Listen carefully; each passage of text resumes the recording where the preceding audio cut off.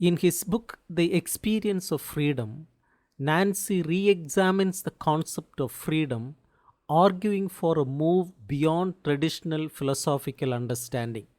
The central point is that freedom is not a property or a right to be possessed, but rather the very essence of existence itself, a dynamic, unfounded act that is constantly in play. This thinking contrasts sharply with both Anglo American empiricism and continental metaphysics, which, despite their differences, have historically failed to grasp freedom's true nature. The book, originally published in French in 1988, is structured as a philosophical inquiry that takes the reader on a journey from conventional ideas of freedom to a more radical, untheorized understanding. The English edition rearranges the original's first three chapters to better resonate with Anglo American philosophical debates on the topic. Nancy begins by highlighting a divorce between the everyday political use of the word freedom and its philosophical treatment. In the modern world, freedoms such as civil liberties and democratic rights are widely demanded and defended.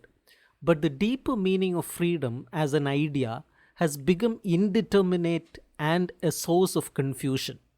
Nancy points out that this is a problem because these practical freedoms, while necessary for human life, do not address the fundamental questions of existence itself. He critiques the philosophical tradition, particularly the ontology of subjectivity, which has defined freedom as a self determining power of the will. This is evident in thinkers like Kant and Hegel, where freedom is understood as the self realization of a subject. For this tradition, freedom becomes a form of causality, where the will is the cause of its own representation. This approach, Nancy argues, ultimately subordinates freedom to necessity, as the will's self determination is framed as a recognition of what is necessary. This philosophical ideology, which equates freedom with the assumption of necessity, leads to a resignation that Heidegger would later criticize. Nancy seeks to move beyond this by proposing that freedom is not something to be comprehended or mastered by thought, but rather something that precedes and enables thought itself. A truly free thinking must liberate itself from the idea of freedom as a subjective property. A key part of Nancy's argument is that freedom is a fact, not an idea or a right. This fact is not an empirical one in the traditional sense, but a fact of reason. Drawing on Kant, Nancy argues that freedom is a reality proven by its very essence, an existence that legislates itself as a law of freedom. However, he immediately challenges Kant's framework, noting that freedom as a particular kind of causality is an attempt to fit it into metaphysical categories it resists. Freedom is not a type of causality at all. Nancy's interpretation, influenced by Heidegger, recasts the fact of freedom as a fact of existence as the essence of itself. This means existence is not preceded by an essence, but constitutes its own essence by existing. This inessential nature of existence is its freedom. It is unfounded, meaning it does not rest on a prior ground or cause. It simply arises. This arising is a free dissemination of existence, a singular and thus, in essence, plural arising whose being as being is neither ground, nor element, nor reason, but truth, which would amount to saying under the circumstances freedom. This understanding of freedom is rooted in the finite transcendence of existence, where a being's essence is to be exposed at its limit without an enclosed interiority. This deliverance of existence from every law and from itself as law is the very fact of freedom. In this framework, freedom is not the autonomy of an isolated individual. It is a relational concept where being in common is contemporaneous and coextensive with singular existence.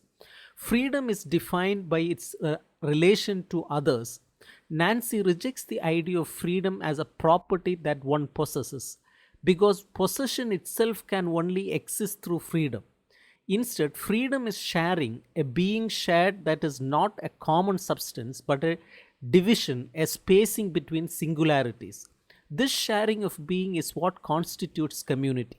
This leads to a new understanding of political concepts like equality, fraternity, and justice. Equality is not about the commensurability of individuals, but the quality of singularities in the incommensurable of freedom. Fraternity, stripped of sentimental connotations, is the relationship of those who share in this incommensurable existence. The political act of freedom, therefore, is not about achieving an ideal, but about the singular arising or re arising of freedom in action. The task of politics is the liberation of freedom itself, the reopening of the space of its inaugural sharing. He connects this to Hannah Arendt's idea of a public space of freedom, arguing that this space is opened or freed not by a subjective will but by the trajectories and interactions of singularities thrown into existence. The political becomes the spaciosity of freedom, where the justice is not a just mean but a just measure of the incommensurable. Freedom cannot be dissociated from the possibility of evil or wickedness. This is not a relative evil but a positive wickedness that finds its own ruin and devastation in the free act. Evil is not a lack of good, but the free, resolute renunciation of freedom. This is seen in historical horrors like Auschwitz, which Nancy sees as a systematic negation of existence and the death of birth and death itself. This brings up the concept of decision. Freedom is not an object of choice between good and evil, but rather the decision for good and evil. The existent is thrown into its freedom, and in this state, its very existence is an undecidable decision. This authentic decision is not about choosing between options, but is the freedom of existence to exist or not to exist, thereby also opening up the possibility of evil. It is a decision of singularity that unleashes itself in the destruction of its own promise. The authentic decision is the groundless ground of every ethics, the raw, untheorized moment of freedom itself. In conclusion, Nancy's The Experience of Freedom is an effort to liberate the concept of freedom from the philosophical confines of subjectivity, causality, and a priori ideas. He proposes a radically new way of thinking about freedom as the unfounded fact of existence, a shared generosity, a creative enterprise, and an irreducible decision.